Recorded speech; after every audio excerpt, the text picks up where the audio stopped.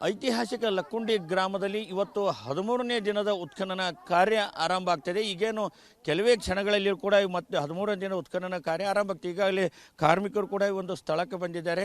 ಈಗ ನೋಡ್ಬೋದು ನಾವು ಗದಗ ಲಕ್ಕುಂಡಿಯ ಕೋಟೆ ವೀರಭದ್ರೇಶ್ವರ ದೇವಸ್ಥಾನದ ಆವರಣದಲ್ಲಿದ್ದೀವಿ. 13ನೇ ದಿನದ ಉತ್ಖನನ ಕಾರ್ಯ ಕೂಡ ಆರಂಭ ಆಗಿದೆ.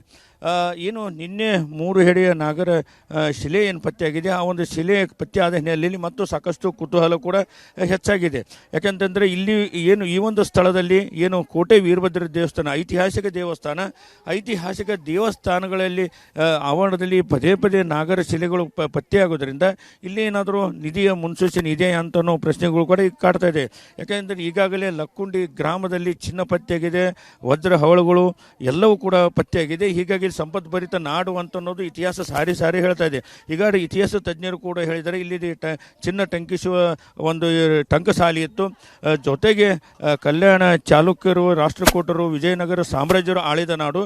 ಇಲ್ಲಿ ಸಾಕಷ್ಟು ಸಂಪದ್ಭರಿತವಾದಂಥ ಒಂದು ಲಕ್ಕುಂಡಿಯಲ್ಲಿ ಎಲ್ಲಿ ಆಗಿದ್ರೂ ಕೂಡ ಒಂದು ವಿಶೇಷವಾದಂಥ ಏನು ಪುರಾತನ ಶಿಲೆಗಳು ಪತ್ತೆ ಆಗ್ತವೆ, ಜೊತೆಗೆ ಚಿನ್ನ ವೈಡೂರು ಕೂಡ ಪತ್ತೆ ಆಗ್ತವೆ ಅಂತ ಅನ್ನೋದು ಮಾತಿದೆ. ಅದಕ್ಕೆ ಸಾಕಷ್ಟು ಪುಷ್ಟಿ ಎಂಬಂತೆ ಈ ನಿಧಿ ಕೂಡ ದೊರಕಿದೆ, ಹವಳ ಮೂತ್ರ ಕೂಡ ದೊರಕಿದೆ.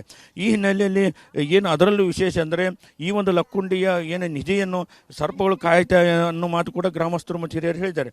ಆ ಹಿನ್ನೆಲೆಯಲ್ಲಿ ಕೂಡ ಈ ಸ್ಥಳದಲ್ಲಿ ಸಾಕಷ್ಟು ಪದೇ ನಾಗಶಿಲೆಗಳು ಪತ್ತೆ ಆಗೋದ್ರಿಂದ ಈ ಒಂದು ಸ್ಥಳದಲ್ಲಿ ಏನಾದರೂ ನಿಧಿ ಇದೆಯಾ ಅನ್ನುವಂಥದ್ದು ಈಗ ಸಾಕಷ್ಟು ಚರ್ಚೆ ಗ್ರಾಸಾಗಿದೆ, ಸಾಕಷ್ಟು ಕುತೂಹಲ ಕೂಡ ಮೂಡಿಸಿದೆ.